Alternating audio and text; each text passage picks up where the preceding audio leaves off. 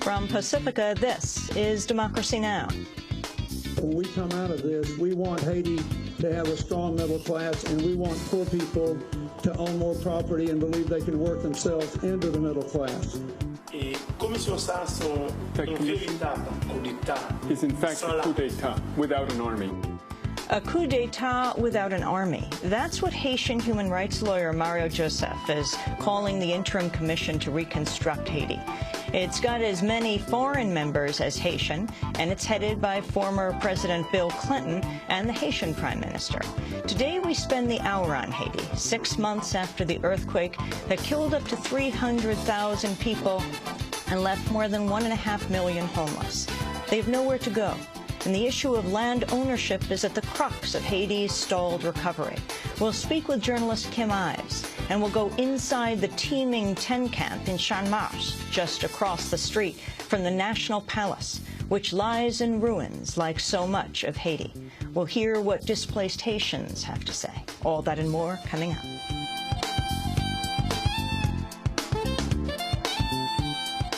Welcome to Democracy Now!, democracynow.org, The War and Peace Report. I'm Amy Goodman. BP has delayed a test of a containment cap intended to halt the oil flowing into the Gulf of Mexico. The cap's installation this week had raised hopes of a temporary halt to the Gusher until the breached well could be plugged underground. But BP and federal officials now say the testing is on hold pending further analysis. On Tuesday, National Incident Commander Thad Allen discussed the challenges ahead even if the spill can be contained. Even if we contain the well, and even if the well is capped in mid-August, there's still a significant amount of oil out there, and the oil recovery and the impacts of this oil will probably extend well into the fall in terms of oil coming ashore, tar balls, beach cleanup, and then we will be moving, of course, at that point to the natural resources damage assessment, trying to understand the long-term environmental and ecological impact of the event. The investigative news website ProPublica, meanwhile, has published photographs of oil spill cleanup workers in Galveston, Texas, working without protective gear. The photographs show the workers cleaning potentially oil debris on beaches without coveralls, rubber boots, and even gloves. The Senate's expected to vote on a final version of the financial reform bill Thursday after Democrats appeared to secure enough votes to overcome a Republican filibuster. On Tuesday, Democratic Senator Ben Nelson of Nebraska announced he'll support the bill one day after Republicans Olympia Snowe of Maine and Scott Brown of Massachusetts announced they'd vote with the Democratic majority. President Obama welcomed the news at the White House. What members of both parties realize is that we can't allow financial crisis like this one that we just went through to happen again.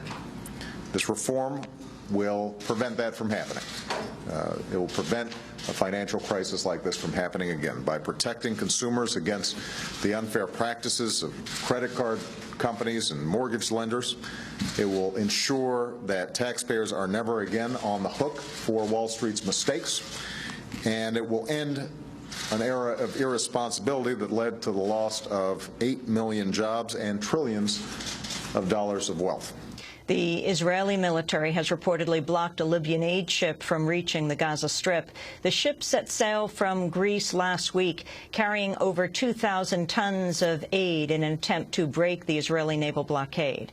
But as many as 8 Israeli vessels have surrounded it as it approached Gaza. According to reports, the ship is now headed to the Egyptian port of Al Arish. The Israeli government, meanwhile, has resumed destroying Palestinian homes after a brief freeze. On Tuesday, Israeli bulldozers razed 6 Palestinian-owned buildings in Jerusalem, including 3 homes. Israel had informally suspended the demolitions in October following criticism from the United States. The new demolitions come just days after the Israeli Prime Minister Benjamin Netanyahu's return from the United States after meeting President Obama at the White House. Obama had praised Netanyahu during the talks, saying the Israeli government has shown, quote, restraint. Standing outside of her demolished home, Jerusalem resident Linda al-Rajabi said she and her 5 children were forced out with no advance warning. They emptied the house. They made me take out everything, and then, as you see, they demolished the house without giving a warning or anything. They can build 600 settlements, but I am in a shack made from asbestos, and they demolish it. All I have is children, 5 small ones and their father, who sometimes works and sometimes does not.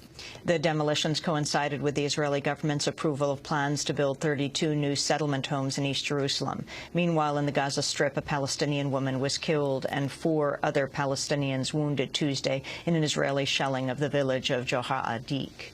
The Israeli parliament, meanwhile, has imposed rare curbs on an Arab-Israeli lawmaker who took part in the Gaza-bound aid flotilla assaulted by Israeli forces earlier this year. The lawmaker, Hanin Zouabi, was aboard the Mavi Marmara, the lead ship in the flotilla, where Israeli troops killed 9 passengers. On Tuesday, the Israeli parliament voted to remove Zouabi's diplomatic passport and bar her from foreign travel. Zouabi criticized her colleagues for the move. You don't need to protect democracy from me. You need to defend me for the sake of democracy. You are punishing me to get revenge on me, and that is what should be stopped. I did not join the flotilla in order to place a siege on Tel Aviv. I sailed, and 9 people were killed because they fought for the freedom of Gaza. Hanin Zouabi, the interview we did with her on Democracy Now! You can go to our website at democracynow.org. In Afghanistan, 3 British troops have been killed and 4 others wounded in a surprise attack from an Afghan soldier. It was at least the 2nd time in 8 months that an Afghan soldier or officer has opened fire on British forces. A missing Iranian nuclear scientist who surfaced in Washington this week is now claiming he was kidnapped by the United States. The scientist, Shahram Amiri, disappeared during a pilgrimage to Saudi Arabia a year ago.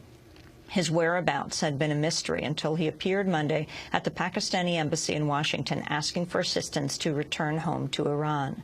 On Tuesday, Amiri said he was abducted by the CIA and Saudi Arabian intelligence agents and held in Arizona for most of the time since his disappearance.